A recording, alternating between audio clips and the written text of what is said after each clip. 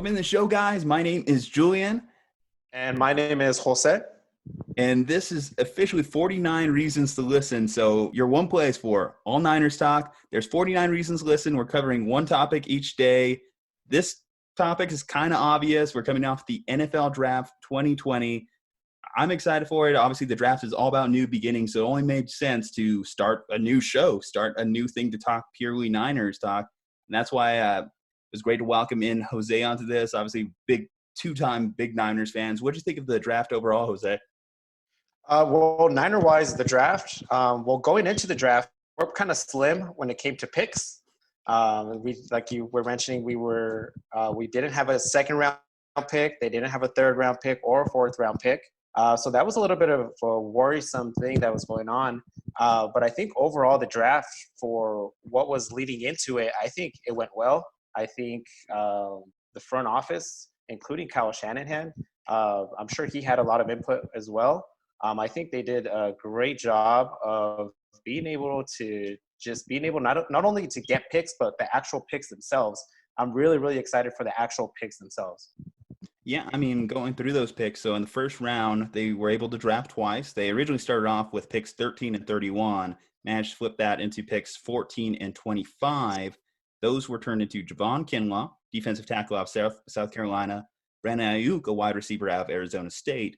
Later on in the draft, they had Charlie Warner that they managed to pick up, tight end out of Georgia, and Jawan Jennings, a wide receiver out of Tennessee that they added to the squad.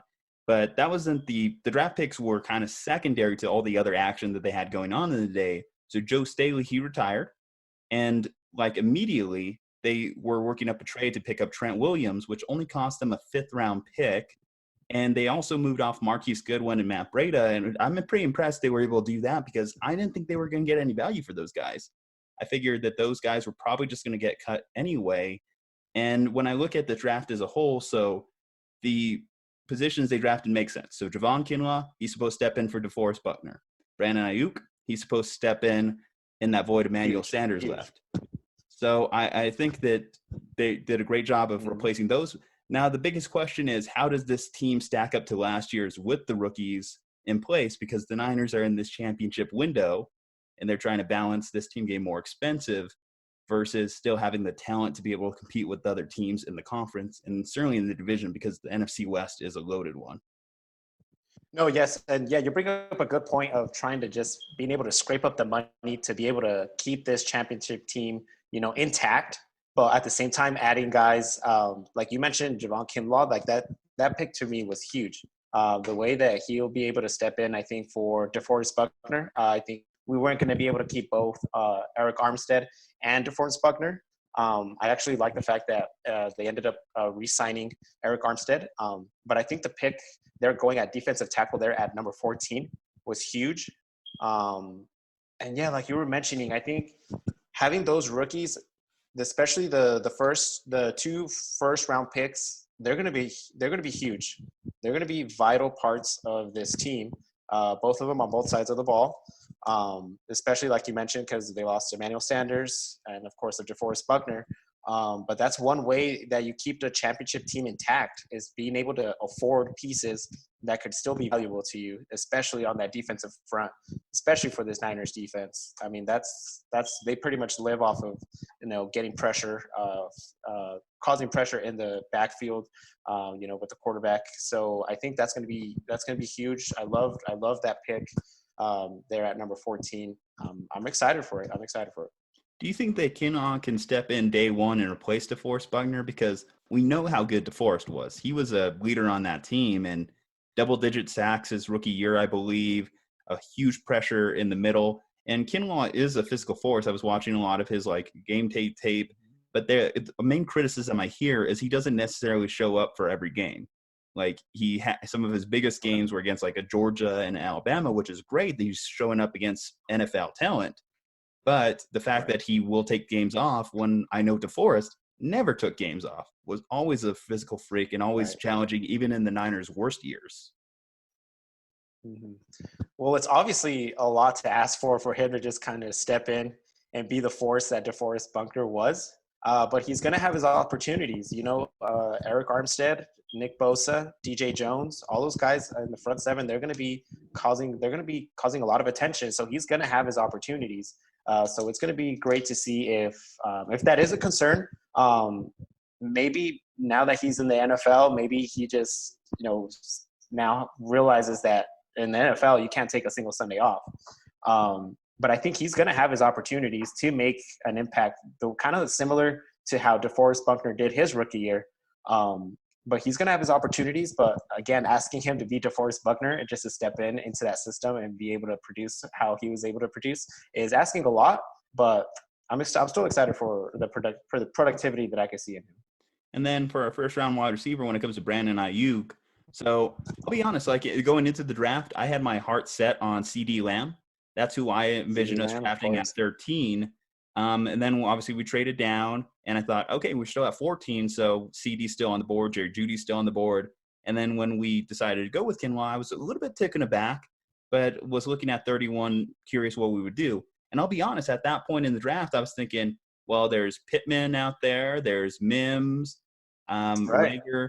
Those were all names that came to mind before Aiyuk did. And that was only because some of the stuff I was hearing about Aiyuk was that he was always playing second fiddle to N'Keal Harry over there the previous year and didn't really break out until that last season. So I guess I wasn't really thinking too much of it. But if you listen to how Kyle talks about Aiyuk, he's been basically saying it was CeeDee Lamb and Aiyuk. Those were his two guys going into the draft.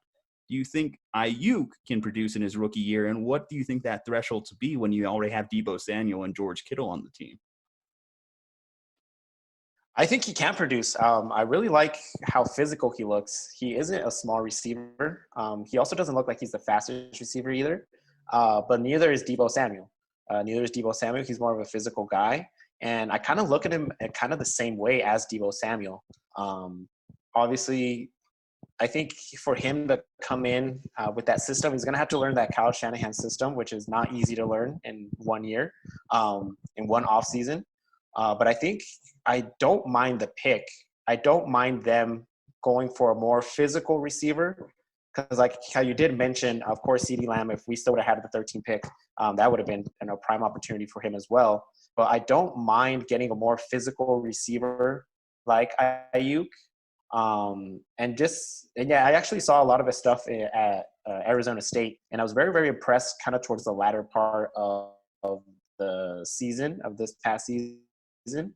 And he's just a physical guy that I think could produce not only as far as getting downfield and being an extra target for Jimmy Garoppolo, but, whenever plays kind of get extended, they kind of rely on, receivers, and especially like George Kittle getting downfield and producing those second level blocks. And I think Aiyuk could be a guy like that could produce, blocks down the field and just create big plays. That's true. Kyle Shanahan loves receivers that aren't afraid to get their hands dirty, put their hands in someone's shoulder blades. And that's what he's been able to do with whether it be Deebo, whether it be George. Aiyuk, he's going to have a lot of pressure on him to produce, though, being a first-round wide receiver. And the interesting thing about the Niners currently is it's kind of a crowded wide receiver room they have. I was thinking about and doing the math in my head. So they also drafted Juwan Jennings in the 7th, who a lot of people are saying potentially is still. He's a big guy, 6'3", but he did run a 4.7. That is kind of concerning, I would say. I mean, I know straight line speed isn't a full indicator, but 4.7 is, for NFL standards, is slow. It's bad. There's linemen that are running faster. Yeah, for NFL receivers. Yeah. Right. For NFL receivers in 2020, yeah. So when you look at that depth chart currently, so you have Deebo, you have Aiyuk, you have Dante Pettis, who I'm wondering if he's going to get cut. Kendrick Bourne ain't going still anywhere. There. Jalen Hurd, Trent Taylor still on the roster. He's definitely staying. And then let's see, Juwan Jennings. They had Ricky James, there as well. We're going to have to make some cuts. And when you look at that, I mean, maybe about 6 receivers on the roster. Who do you think's in danger of getting cut now?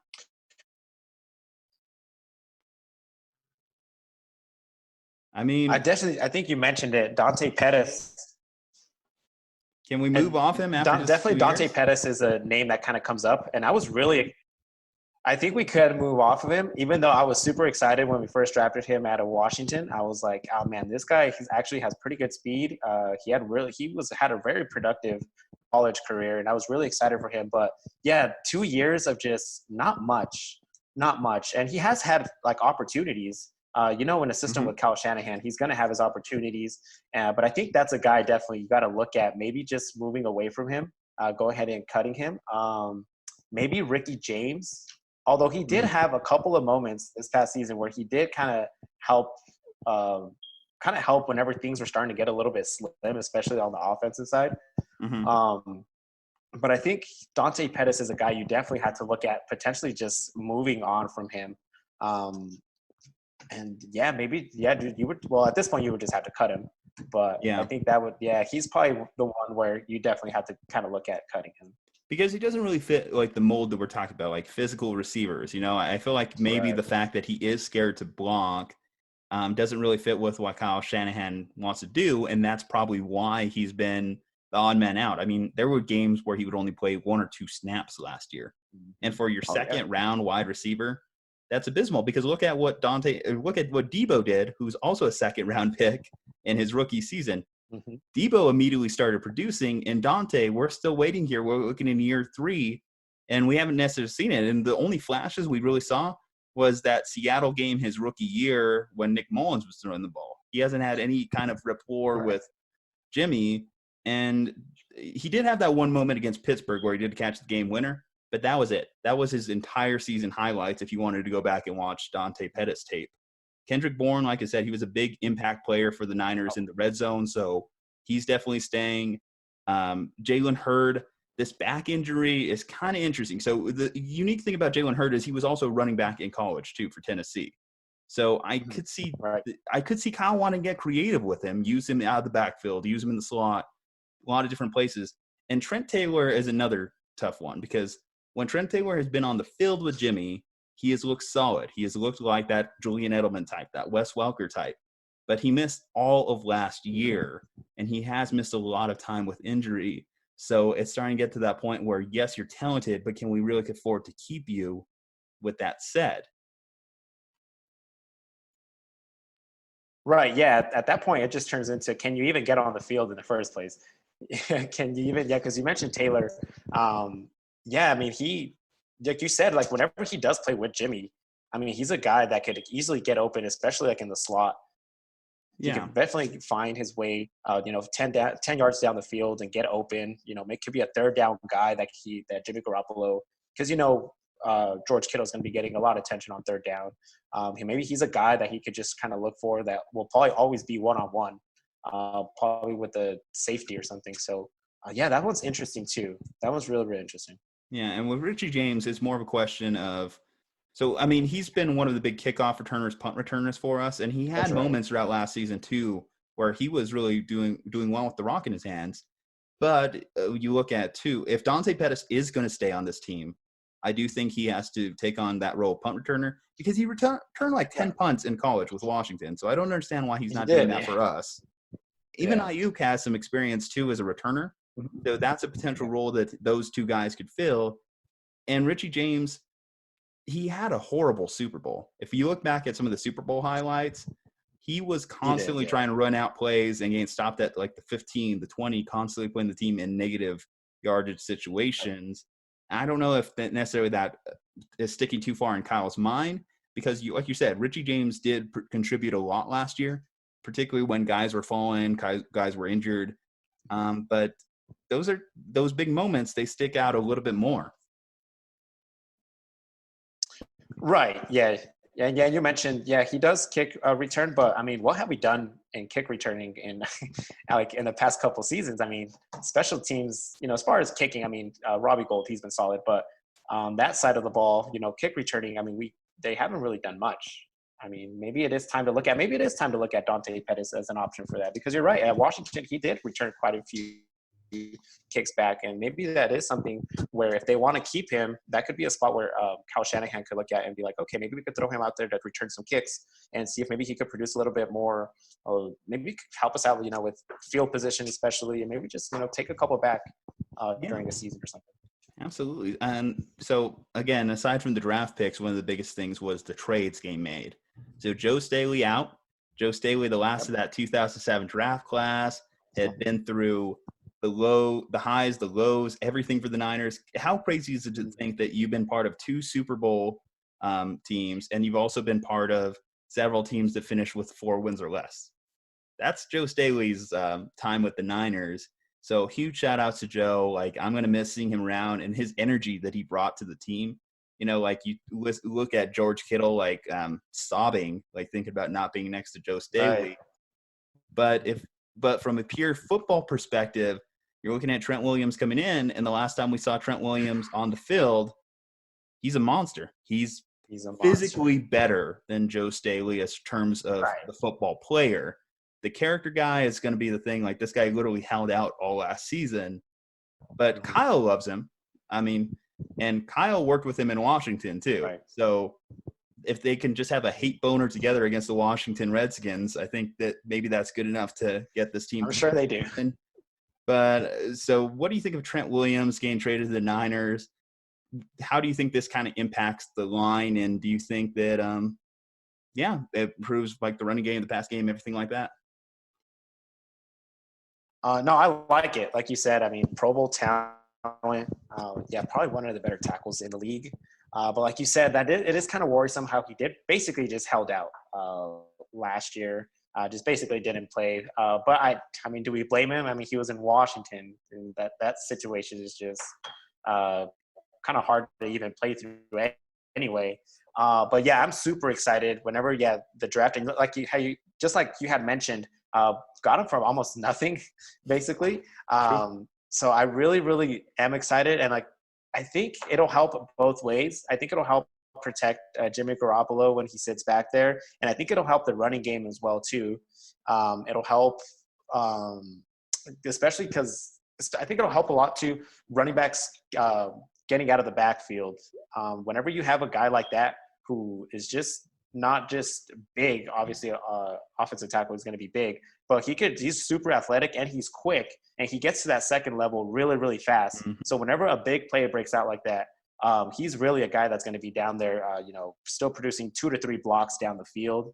So I think it's going to not only going to help protection wise for Jimmy Garoppolo, it's going to help the running game, and it's going to help the guys in the backfield with Garoppolo just, probably help extend plays, give us those 10, 15-yard just explosive plays. I think he's going to be great with that Niners line, which was already good to begin with. Last year's offensive line for the Niners was really, really good. And I think it's only gone better now with Trent Richardson. It's going to be a physical team. Like, if they want to run power, I mean, think about this. You have Trent Williams, George Kittle, and Kyle Juszczyk coming at you. And if you're Raheem Mostert in the backfield, or you're Coleman, or you're a returning Jerick McKinnon, those big boys in front of you, yeah. you'd be disappointed if you get less than 5 yards a carry. All right. So with that said, the biggest question about this is this team better or worse than last year's team?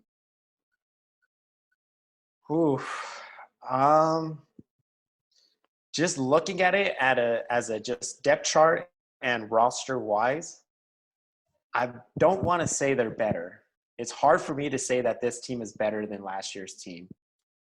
Just because I think we really have to see what Kinlaw is about. I think losing to Forrest Buckner was huge. That's huge. I mean, those guys were just a freak of nature. That front seven last year was just super disruptive. It was probably the best defensive line in the league. If they could produce close to what they did last year, they're going to be fine.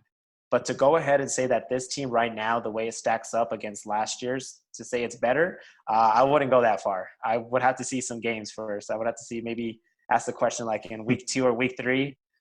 But for now, last year's team was just really, really good. And it's kind of hard for me to just go ahead and say, even after the draft, I know people get really excited after a draft and be like, oh, I'm excited for this pick, excited for that pick. But for now, it's just really hard to go ahead and say that this team is better than last year's. Yeah, as one of our guests on my other podcast put it, everyone loves their draft after draft day. So not anyone leaves draft day thinking, we fucked up, we have a shitty class. No, I mean, for the most part, it's hard to not think. I mean, we all think that Javon Kinlaw is going to be stud. Aiyuk's going to be Emmanuel Sanders. It's not an exact science. But I do think that some of the long-term moves I do like for them, and I do think in that regard they are better because they're more set to continue winning in the future than if they were to stay pat. So I'll say that much. All right. So let's close out this show. So for myself, at Juju Talk Sports on Instagram and Twitter, go ahead and check me out. Jose, where can people find you? You can find me, jcorral16 on Twitter and Corral808 on the Instagram. All right, guys. So we are going to try and keep the show going, try and talk all things Niners. If you have any questions or thoughts you want to throw our way, definitely we're happy to hear them because, like we're excited coming off of last season, even as disappointing as it ended. And we wanted to just see what this Kyle Shanahan, this John Lynch regime could continue to do in the future. So 49 reasons to listen, one topic each week. Go ahead, check us out on at 49 reasons to listen. So that's the number 2 listen on IG and Twitter. Other than that, guys, you have a great one, and we'll see you next time. Go Niners. See you guys.